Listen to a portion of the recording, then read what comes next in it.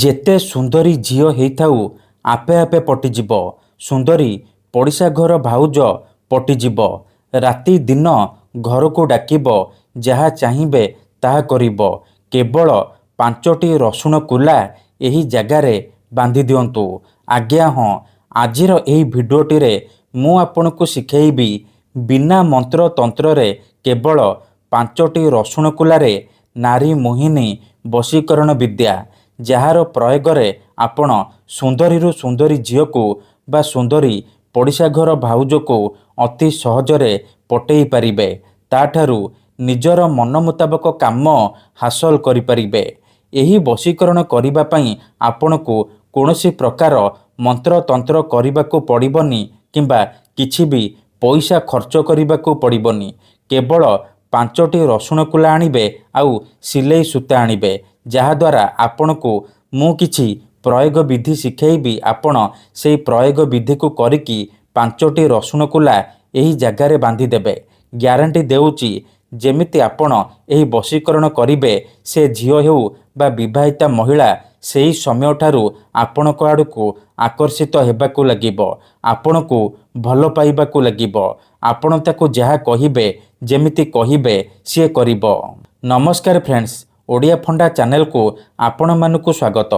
ଯଦି ଆପଣ କେଉଁ ଝିଅକୁ ମନେ ମନେ ଭଲ ପାଉଛନ୍ତି, ପଡ଼ିଶା ଘର ସୁନ୍ଦରୀ ଭାଉଜକୁ ପଟେଇବାକୁ ଚାହୁଁଛନ୍ତି, କିନ୍ତୁ ଯେତେ ଚେଷ୍ଟା କଲେ ମଧ୍ୟ ତାକୁ ପଟେଇ ପାରୁନାହାନ୍ତି, ତାକୁ ନିଜର ମନ କଥା କହିବାକୁ ଡରୁଛନ୍ତି, ଆଉ ଆପଣ ଚାହୁଁଛନ୍ତି କି ସିଏ ନିଜେ ଆସି ଆପଣଙ୍କୁ ଭଲ ପାଉଛି ବୋଲି କହୁ, ତେବେ ଆଜିର ଏହି ଭିଡ଼ିଓଟି ଆପଣଙ୍କର ଇଚ୍ଛାକୁ ପୂରଣ କରିବ। କେବଳ 5ଟି ରସୁଣ କୁଲା ଏହି ଜାଗାରେ ବାନ୍ଧି ଦିଅନ୍ତୁ। ହଁ ଫ୍ରେଣ୍ଡସ୍, 5ଟି ରସୁଣ କୁଲାର ଏହି ବଶୀକରଣ ଏତେ ଶକ୍ତିଶାଳୀ କି ଏହାର ପ୍ରୟୋଗ କେବେ ବି ଖାଲି ଯାଏନି। ଯିଏ ବି ଏହି ବଶୀକରଣକୁ କରିଛି 100ରୁ 100% ସଫଳ ହେଇଛି। ଆଶା ଛାଡ଼ି ଦେଇଥିବା ଲୋକ ମଧ୍ୟ ନିଜ ପ୍ରେମକୁ ପାଇପାରିଛି। ତେଣୁ ଆପଣ ବି ଯଦି ଝିଅ ପଟେଇବାକୁ ଚାହୁଁଛନ୍ତି, ତେବେ 5ଟି ରସୁଣ କୁଲା ଏହି ଜାଗାରେ ବାନ୍ଧି ଦିଅନ୍ତୁ। ତାପରେ ଦେଖିବେ ଚମତ୍କାର। ତେବେ ଏହି ବଶୀକରଣ ବିଧି ଆପଣ କିପରି କରିବେ, 5ଟି ରସୁଣ କୁଲା ଆଉ ସୂତାର ସାହାଯ୍ୟରେ ଆପଣ କିପରି ଝିଅ ପଟେଇ ପାରିବେ, ମୁଁ ଆପଣଙ୍କୁ ଶିଖେଇବି। ଜାଣିବା ପାଇଁ ଭିଡ଼ିଓଟିକୁ ମୂଳରୁ ଶେଷ ପର୍ଯ୍ୟନ୍ତ ଧ୍ୟାନ ସହିତ ଦେଖନ୍ତୁ। ଅଧାରୁ ଛାଡ଼ିକି ଯିବେନି, ନହେଲେ ଆପଣ କିଛି ବି ବୁଝିପାରିବେନି। ପରେ କମେଣ୍ଟ କରିବେ, ଗୁରୁଜୀ ଆପଣଙ୍କର ବଶୀକରଣ କାମ କରୁନି। ଦେଖନ୍ତୁ, ମୁଁ ଆପଣଙ୍କୁ ସବୁ ଭିଡ଼ିଓରେ କହୁଛି, ମନ୍ତ୍ର ତନ୍ତ୍ର ଯନ୍ତ୍ର ବଶୀକରଣ ଇଏ ଏମିତି ସେମିତି କାମ କରେନି। ମନରେ ସମ୍ପୂର୍ଣ୍ଣ ବିଶ୍ୱାସ, ନିଷ୍ଠା ଆଉ ଏକାଗ୍ରତାର ସହିତ ଆପଣଙ୍କୁ ଏହି ବଶୀକରଣ କରିବାକୁ ପଡ଼ିବ। ତେବେ ଯାଇ ମୁଁ ଆପଣଙ୍କୁ ଗ୍ୟାରେଣ୍ଟି ଦେଉଛି, ଆପଣ ଯେତେ ସୁନ୍ଦରୀ ଝିଅ ବା ସୁନ୍ଦରୀ ଭାଉଜକୁ ଚାହିଁବେ ଅତି ସହଜରେ ପଟେଇ ପାରିବେ। ତାଠାରୁ ନିଜର ମନ ମୁତାବକ କାମ ହାସଲ କରିପାରିବେ। ଏହି ବଶୀକରଣ କରିବା ପୂର୍ବରୁ ଆଉ ଗୋଟିଏ ଛୋଟିଆ କଥା ମନେ ରଖନ୍ତୁ। ମନରେ କୌଣସି ଖରାପ ଉଦ୍ଦେଶ୍ୟ କିମ୍ବା କୌଣସି ଖରାପ କାମ ପାଇଁ ଆପଣ 5ଟି ରସୁଣ କୁଲାର ଏହି ବଶୀକରଣକୁ କରିବେନି। କାହିଁକି ନା ଏହି ବଶୀକରଣ ଏତେ ଶକ୍ତିଶାଳୀ କି ଯେଉଁ ଝିଅ ବା ନାରୀ ଉପରେ ଆପଣ ଏହି ବଶୀକରଣକୁ କରିଦେବେ, ସିଏ ସାରା ଜୀବନ ପାଇଁ ଆପଣଙ୍କର ବଶରେ ହେଇଯିବ। ଆପଣଙ୍କର ସବୁ କଥା ମାନିବ। ଆପଣ ତାକୁ ଯାହା କହିବେ ସିଏ କରିବ। ତେଣୁ ଏହି ବଶୀକରଣକୁ ଆପଣ ଭାବିଚିନ୍ତିକି କରିବେ। ଠିକ୍ ଅଛି।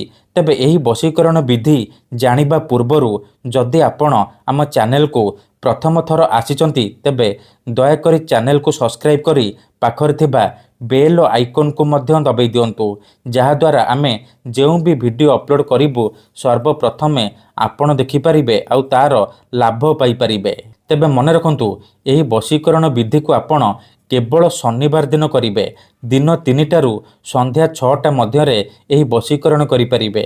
ପ୍ରଥମେ ଆପଣ କ'ଣ କରିବେ, ଏହିପରି 5ଟି ରସୁଣ କୁଲା ଆଣିବେ ଆଉ ଆପଣଙ୍କ ଘରେ ଯେଉଁ ସିଲେଇ ସୂତା ଥିବ, ସେହି ସିଲେଇ ସୂତା ସାହାଯ୍ୟରେ ଏହିପରି ଗୋଟିଏ ମାଳ ତିଆରି କରିବେ।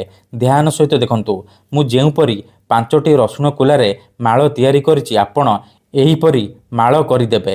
ମାଳ କରିସାରିବା ପରେ ଆପଣ କ'ଣ କରିବେ, ସେ 5ଟି ରସୁଣ କୁଲାର ମାଳକୁ ଏହିପରି ନିଜ ସାମ୍ନାରେ ରଖିବେ ଆଉ ସେଇ ଝିଅ ବା ମହିଳାକୁ ମନେ ମନେ ଭାବିବେ, ତାର ମୁହଁକୁ ନିଜ ମନରେ ଭାବିବେ। ତାପରେ ଗୋଟିଏ ରସୁଣ କୁଲାକୁ ଏହିପରି ଛୁଇଁବେ, ଗୋଟିଏ ଥର ସେ ଝିଅ ବା ମହିଳାର ନାମ କହିବେ।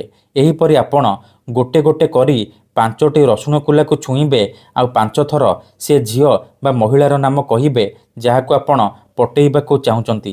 ଏହିପରି 5 ଥର କରିସାରିବା ପରେ ଆପଣ ଏ ରସୁଣର ମାଳରେ ଗୋଟିଏ ଥର ଫୁଙ୍କିଦେବେ। ତାପରେ ଏ ରସୁଣର ମାଳକୁ ନେଇକି କୌଣସି ଏକ ନିମ୍ବ ଗଛର ଡାଳରେ ବାନ୍ଧିଦେବେ। ତାପରେ ଚୁପଚାପ ଘରକୁ ଫେରି ଆସିବେ, ପଛକୁ ବୁଲିକି ଚାହିଁବେନି। ଗ୍ୟାରେଣ୍ଟି ଦେଉଛି, ଏପଟେ ଆପଣ ଏହି ବଶୀକରଣ କରିବା ମାତ୍ରେ ସେ ଝିଅ ବା ମହିଳା ଆପଣଙ୍କ ଆଡ଼କୁ ଆକର୍ଷିତ ହେବାକୁ ଲାଗିବ। ଖାଲି ଆପଣଙ୍କ କଥା ଭାବିବ, ଆପଣଙ୍କୁ ଦେଖିବା ମାତ୍ରେ ନିଜେ ଆସି ଆପଣଙ୍କ ସହିତ କଥା ହେବ, ଆପଣଙ୍କୁ ଭଲ ପାଉଛି ବୋଲି କହିବ। ଧନ୍ୟବାଦ।